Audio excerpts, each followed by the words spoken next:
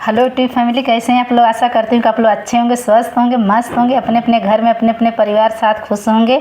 और देखिए, मैं बहुत सुंदर सा नाच कहारवा गीत सुना रही हूँ। आप लोग सुनिएगा, सुन के चैनल को लाइक सब्सक्राइब कमेंट जरूर करिएगा और बताइएगा कि मेरा गाना आप लोग को कैसा लगा। नाच कहारवा गीत है। अरे मोरी भौजी बलम रतिया सोई गए, हरे मोरी भौजी बलम रतिया सोई गए, अरे मोरी भौजी बलम रतिया सोई गए।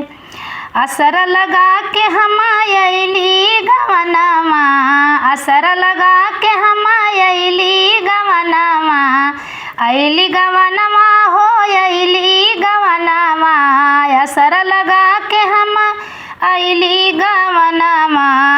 अरे माने ना कहनमा उलट खटिया सोई गए, माने ना कहनमा उलट खटिया सोई गए, अरे मोरी भौजी बालम रतिया सोई गए, अरे मोरी भौजी बालम रतिया सोई गए।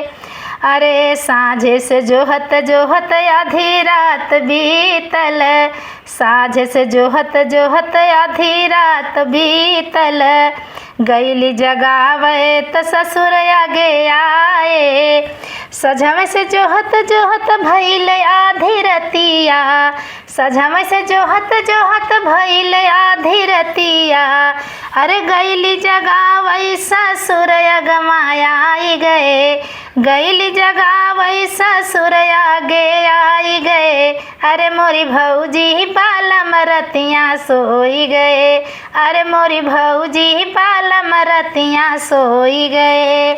सोने की थाली में जेवना सजाए, सोने की थाली में जेवना सजाए, जेवना सजाए हो जेवना सजाए, अरे जेवना नाचे मैं उलट खटिया सोई गए, जेवना नाचे मैं उलट खटिया सोई गए, अरे मोरी भौजी बालम रतिया सोई गए, अरे मोरी भौजी बालम रतिया सोई गए, अरे मोरी भौजी बालम रतिया सोई गए।